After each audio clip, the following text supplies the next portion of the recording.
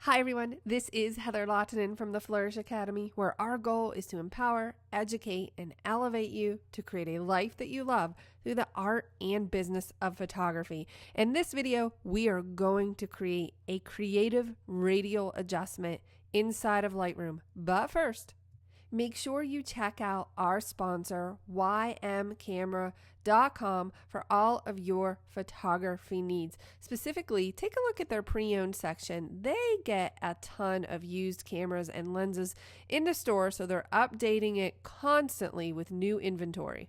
I've noticed this new look that seems to be trending lately with photographs, so we're going to try to create this desaturated, low contrast background for our images using the radial filter inside of Lightroom. So I'm just showing you what that looks like, and I want to start with that adjustment off. And also I'd like to begin by showing you the overall before. This is straight out of the camera with my Nikon D750.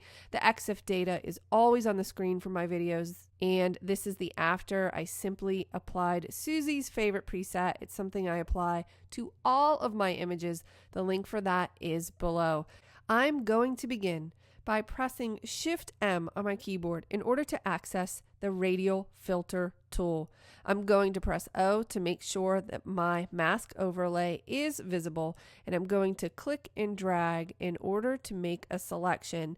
Now by default, the background is selected. You can certainly invert this if you're going for something different, but in this case, that's exactly what I want to occur. But I want to make sure that they are not impacted by this adjustment. Now, if you click and drag any of these handles on this filter, you'll notice that it moves at the same rate, the selection that is. But if you hold down Alt or Option on your keyboard and click and drag one side of your selection, it will move just that side, which I find to be very handy. Okay, that looks good for now. Let's press O in order to turn that overlay off. And now is where the fun begins. When I started playing with this, prior to recording the video, I wasn't exactly sure what sliders were going to impact this in the way I kind of had in my mind. I knew I wanted the background darker, so I'm going to pull down on the exposure a little bit. I also knew that I wanted a lower contrast in the background, and I thought, okay, pulling down on the contrast will help that, but we could also pull down a little bit on the clarity as well. I have a few highlights in this background, but I'm going to pull those down a little bit along with the shadows and the whites, and I'm actually going to bring up the blacks in order to make sure I keep that low contrast look.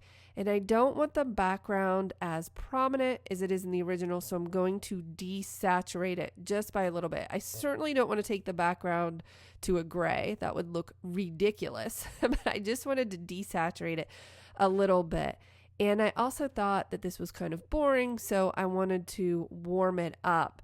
Now let's take a look at just this adjustment. So here the adjustment is off and there it is on. Do you notice that difference? It's pretty subtle, but I feel that it is significant.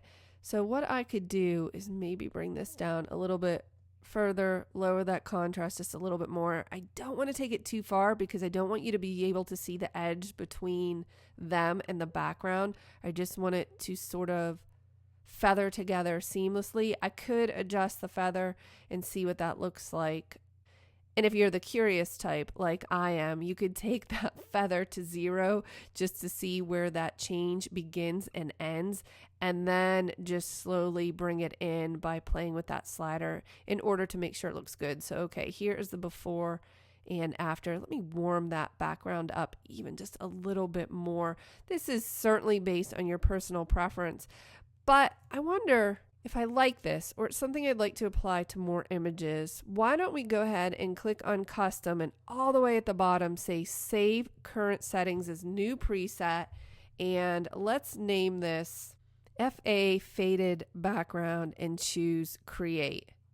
I'm going to drop that tool by pressing Shift-M on the keyboard, looking at the overall before and after. I kind of like the way that looks. So let's grab another image from their session, press Shift-M on the keyboard, and see if we can click and drag in order to create that selection. And let's see what this one looks like.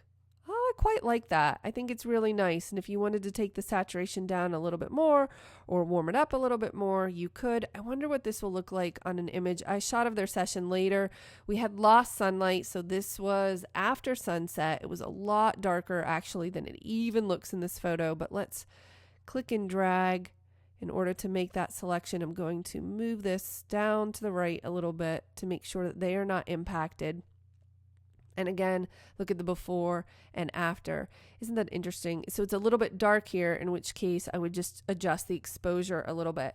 And what's really fun is that if you put this on an image where it just feels too strong overall and you're not sure that you want to sit here and invest time, I hesitate to say waste time, playing with these sliders, what you can do is click the arrow on the top right and just reduce the overall amount, and that will reduce it all at the same level without having to play with those sliders.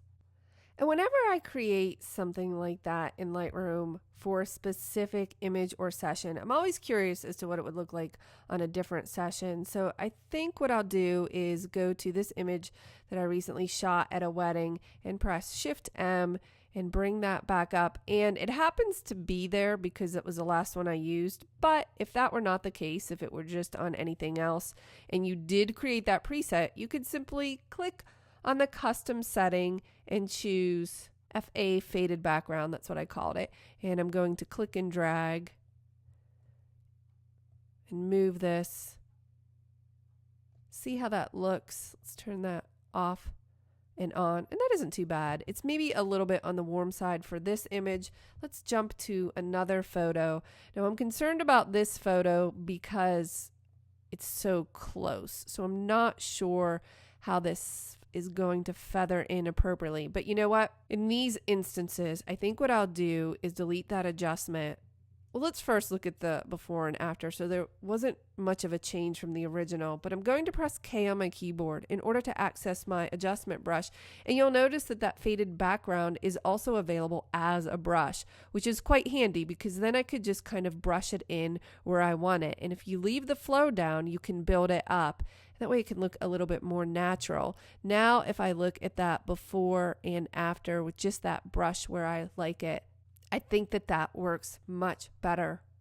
The point of this video was just to get you to play with creative adjustments inside of Lightroom using the radial filter or really any of the selection tools. I'll see you in the next video.